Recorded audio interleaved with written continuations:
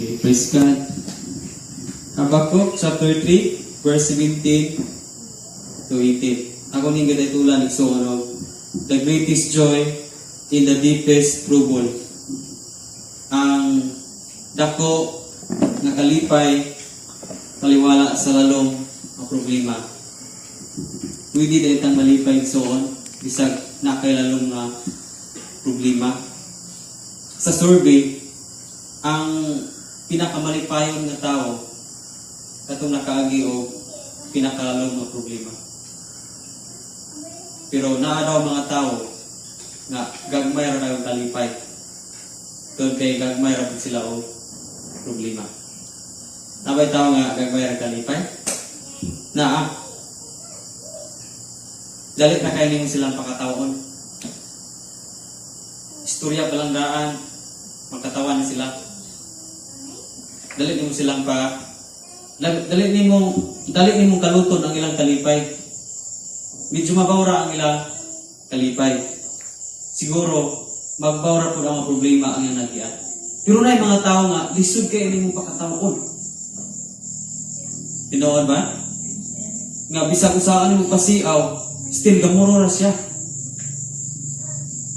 Naay mga inana ano man. Naana sila lalong kay problema. Nga kung di ko nimo matugkad tong pinakailalom sa iyang problema, dili nimo pwede mapakatawa ang iyang naon.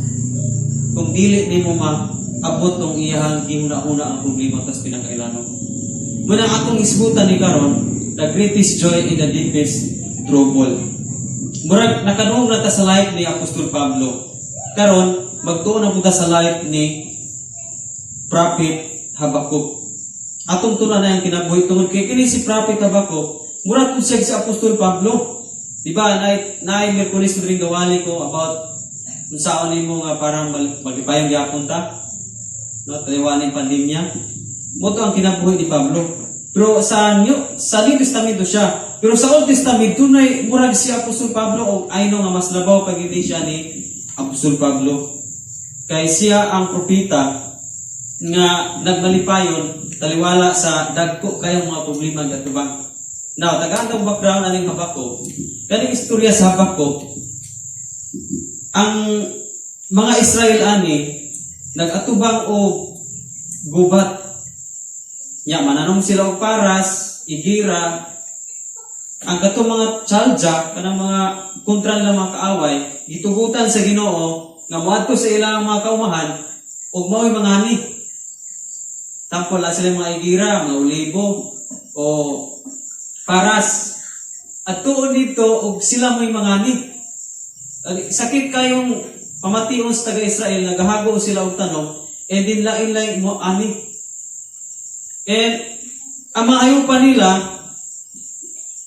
mga matay na naman, kaya ang mga tanong nila na para ipakaon sa mga hayupan is tamak-tamakan sa mga kaaway nila.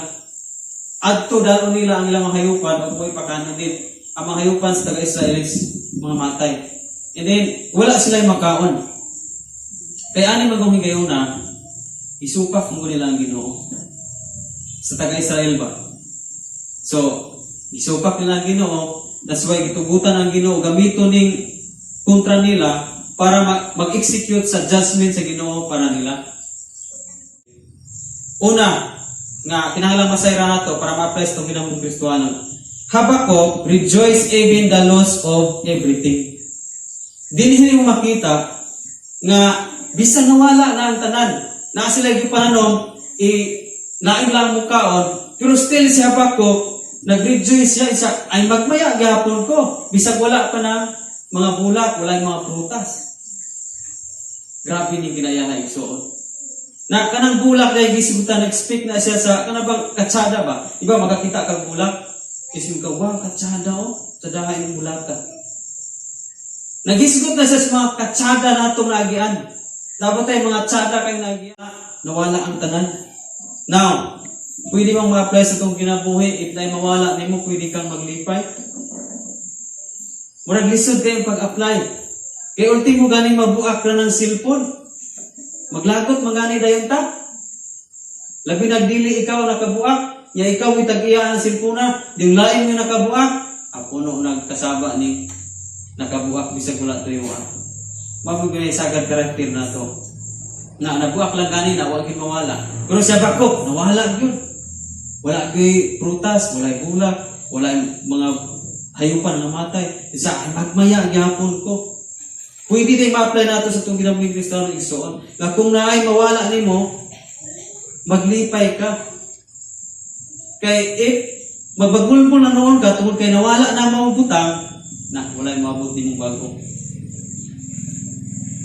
Pagdagan ni nangawala sa inyo karon, dapat itang magkalipay kay naay pulit bago ana.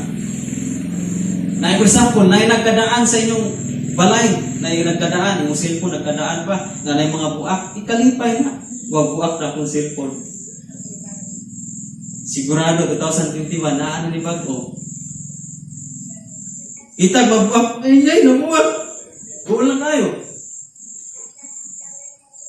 Naamang ko'y puli ang tanan na itong mawala. Amen. Kusukusuhon gani ikaw bagyo para doon ay mabago. No? Buat pasabot na ay replacement, anak. Na ay replacement kung na ay mga nadaan na sa kinabuhi. Amen. Gisabot ni Habakuk nga na ay katalagman ay kastigo nga nabot sa Israel. Nagkalipay lagi hapon siya nga naman, matud pa, ang kadautan sa Israel, mabag-o na. Katuyuan to nga naay mga tsalja nga niabot dito kikaway nila. O ipapildi ko sa Ginoo para makarealize ang mga Israelita. Di may kabaguhan sila. Na-replacement sila kadautan. Katong sige nila pamatay, katong sige pangawat nila, magtukos sila gatong balay ng mga kinawat, mutoy usbon sa Ginoo. That's why kastigo sila. E dinasabta na ni Habakuk sa wow, na-replacement. Amen? Ikaduha igsoon nga karakter ni Habakuk nganong nag-rejoice siya. Habakuk rejoice because the trouble is temporary. Temporary ra nasabtan niya. Now, ma-apply mo na rin sa itong ginabing Kristiyano na abagoy gasipon kag do katuig. Sige rin yung gasipon. Adili naman ang sipon ng uban. Lamay, sinus ka, ilan na yun. Pero sa mga sipon, ubo, hindi kinabulungtad o dugay, oy. Hilana. Naarig yun ay katapusan. Temporary yun na tanan. Na kay balatian, temporary yun na. Anang time nga nagbalatian kasi gaagulo. Hilanat ka, walang ikaon. Pero yung exon is temporary lang na. No, na mga problema, temporary lang na. Sa time ni Jesus, ang mga tinunan is nalisang na, tumagihapit na malunod. Pero si Jesus, kinagkatulog lang. Huwag nila na something, temporary lang to. Bukaw na nila, si Jesus. So, muni ang gikalipayan ni Habakuk, ay temporary yun ni. Kani mga tsalja, nga mo nanulong na mo, mabot ang panahon nga. Kung panalit na namin sa Ginoo, itubot na sa Ginoo, kani mga nanulong na mo na po ni kastigohon sa Ginoo. Naanas huna-huna ni Habakuk. And lastly, number 3, igsoon, nga si Habakuk malipayon. Habakuk rejoice because he knows that God will deliver them. Kabalo siya, nagmalipayon siya, nagmaya siya, tungkol kay kabalo siya, nga ang Diyos, mo'y nagpadala, mo'y manalipod nila. Mao'y nagpadala og kaaway para pildihon ang Israel, pero siya po ang Ginoo nga mao panalipod. Grabe sa usahay dili nato masabtan giun sa pagpanalipod ning Israel sa Ginoo. Isayonan ka tugutan ra para pildihon sila pero panalipdan lang gid ay tinuod. Dili gyud sa iyong tanto ipahapla gyud ipapildi gyud sila ngadto sa ngadto. Panalipdan gyud sila. Ginoo. Nasabtan ni Habakuk nga nakasala mo ni Israelita. Tapos morning gi pakastigo sa mga tsalja, ipasulong. Pero nasabtan niya Habakuk nga kining kastigo nga among nagyan karon pagpalangga ni Ginoo. Gipalangga ni Ginoo mo ning naami consequence. Buot pasabot ang kastigo di ay tungod sa resulta sa atong hibuhat naadya nakigsulti ang Ginoo. Wala ka biyahe. Usay sabton mas mga Christian, wa na nag-atos na ko kay tumo na sa akong daghang sala nga nabuhat tungod sa consequence ni. Pero inon di ka igsoon, nakigsulti ang Ginoo na consequence nimo karon. Ug naman gay mga consequence. Nakigsulti siya. Kaya ano man si Samson, makayo kung wa gyud siya biyahe ano man sa last nga gininhawa ni Samson igsoon niya hingi sa Ginoo. Give me one more time, Lord. Usa ka chance lang gyud akong pangayon mo Ginoo. Tagai ko kusog balik. May hatag sa Ginoo, di ba? Gibiyahan ba sa Ginoo? Wala. Gihatagan sa kusog. O gitumba niya ang building. Nga, matod pa storya, mas daghan pa siya napatay sa dihang buhi pa siya. Mas daghan pa siya napatay nga kauban atong Palestino nga tumba tong tibok building.